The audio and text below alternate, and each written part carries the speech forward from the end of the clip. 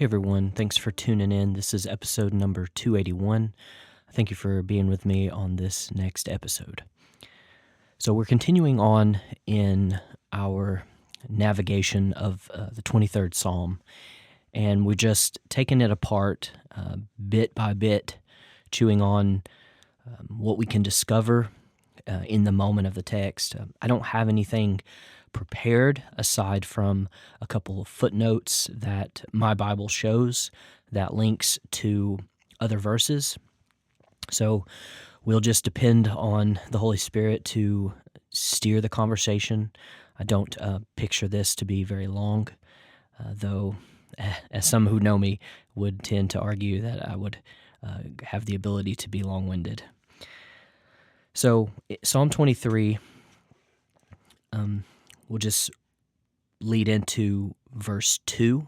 We ended on the last episode unpacking the first verse.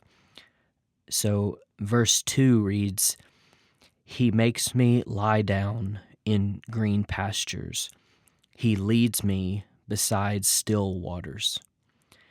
Now, another translation of still waters is alternatively could be in Hebrew be said as waters of rest. So just keep that in the front of your mind, and we'll get to that part. It says, "He makes me lie down in green pastures. He leads me beside still waters." Now, I have a footnote showing here for reference to lying down in green pastures. It lists Ezekiel 34:14 and then also John 10, verse 9. So let's turn to Ezekiel 34:14 and see what we can find as it references that for us. Ezekiel 34:14. And it says, "I will feed them in good pasture, and their fold shall be on the high mountains of Israel. There they shall lie down in a good fold, and feed in rich pasture on the mountains of Israel." Before I looked at this passage and saw the footnote, I didn't really realize that Ezekiel 34 runs so connective to the 23rd Psalm, if that's a word I could use, runs parallel, shares a relationship with, and as I just scanned through some of this before the episode, in Ezekiel 34, the word of the Lord came to Ezekiel, and the word of the Lord has him prophesying. And he's prophesying against the shepherds of Israel. And he has a strong prophecy to them. And he's declaring essentially in a good part of this, "Woe to the shepherds of Israel who feed themselves. Should not the shepherds feed the flocks?" And this is it's a pretty alarming thing to think. With shepherds are meant to tend the flock, to care for. And when we see this reality in Psalm 23 and David speaking of the Lord as his shepherd, and this can be realized and actualized in each of our lives as it relates to the Lord being our shepherd. And in verse 2, when he said, "He makes me lie down in green pastures," the way, depending on how you read it and the impression that you get in the moment, when I read, "He makes me lie down," there is, to me, an almost implied, like a forcing And so sometimes in our own flesh, we all have our own wills and desires, and especially in the country that I come from, in the United States of America, North America, we oftentimes don't like this idea of being made. We have a very rampant perspective of liberty and freedom and all these attributes, and we often don't lend ourselves to this idea of being made to do something. In this verse, one component that I gather from it is there is this sense of duty and obligation that we have in reference to the obedience to the shepherd. He makes me lie down. He is directing me, and he is guiding me, and he is requiring of me. But so oftentimes, if we would just yield to his leadership, we would find that in the process of being made by Christ, that we would find ourselves placed in good pasture, green pasture.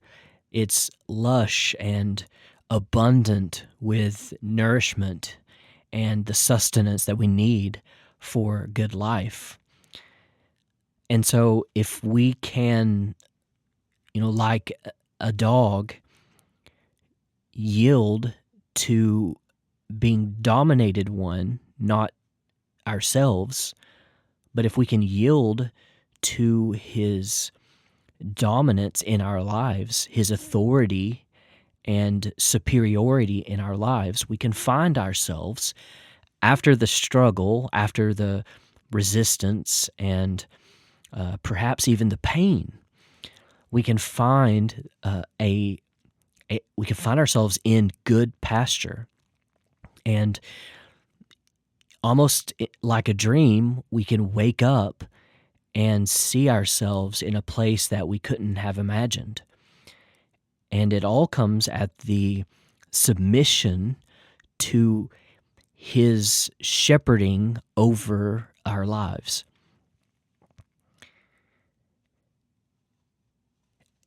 And I would say even a step further, if, I said that in the text, in that language, he makes me, I see a dominating, a requiring of submission.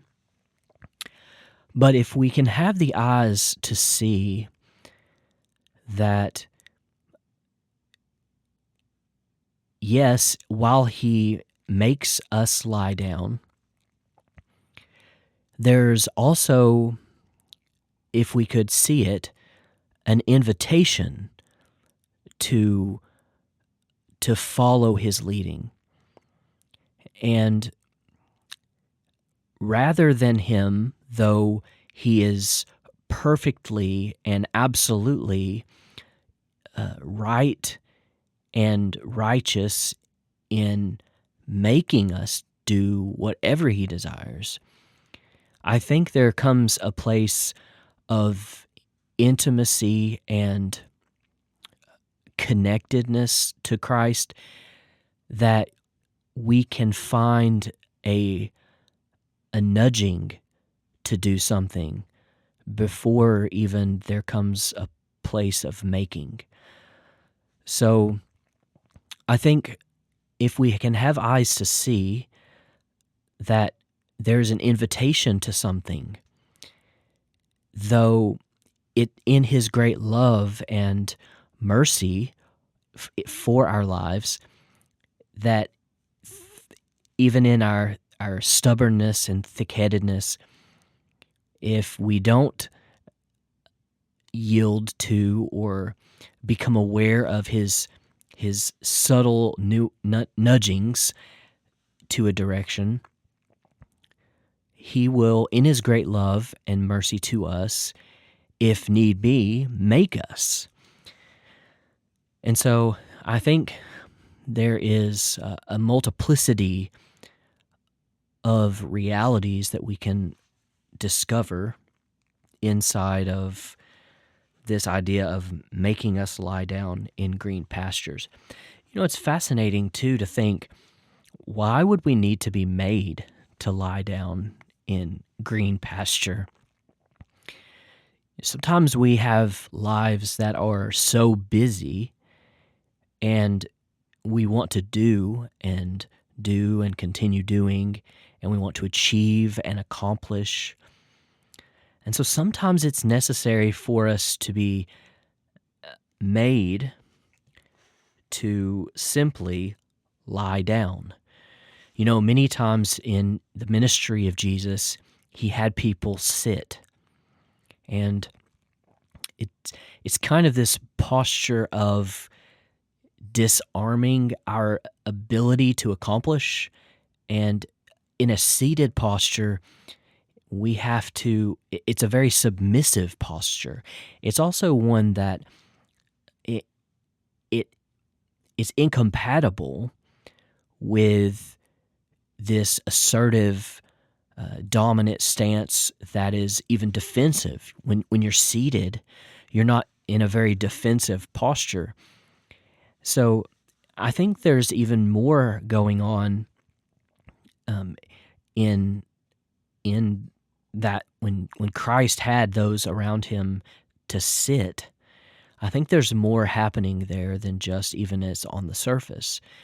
And so in David's assessment of the Lord making us to lie down in green pastures, it can too be because we have this driving sense of accomplishment, and there can be really many things connected to that in terms of dysfunction, approval of others, a sense of identity that we get from, maybe something that we're good at or that we're praised for.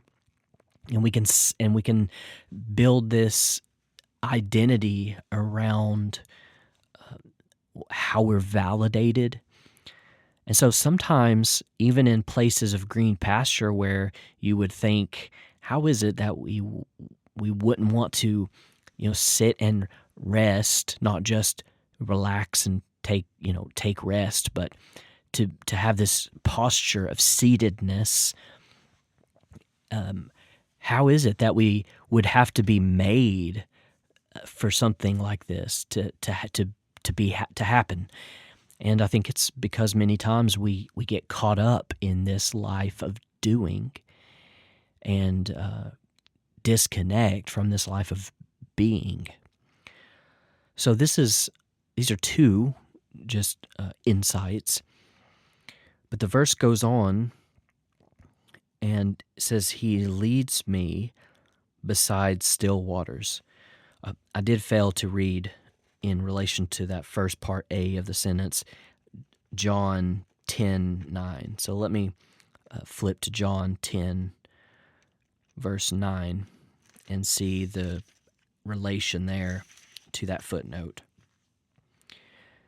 And Jesus is speaking, and he says, I am the door. If anyone enters by me, he will be saved, and he will go in and out and find pasture. So I pose this question to you to think on for yourself. Read John 10 and meditate on it and what can be found in it. But when you see, if anyone enters by me, he will be saved, and he will go in and out and find pasture. What do you think, or what do you suppose it means to go in and out? Oftentimes you kind of, even in today's day, when we have all these churches and we have all these gatherings and we go into a building And oftentimes, churches gather people into the church, the building, and there's this influx. And so many times it can be about gathering, not all cases, not all places, but it can be about gathering people in. And oftentimes we forget about the out dynamic. But in light of this verse, what would you propose or think that Jesus is meaning to say, and will go in and out and find pasture? I think there is a depth that can be unpacked there, and much that Jesus can be saying within the text. But I'll leave that with you to think on and to consider for yourself.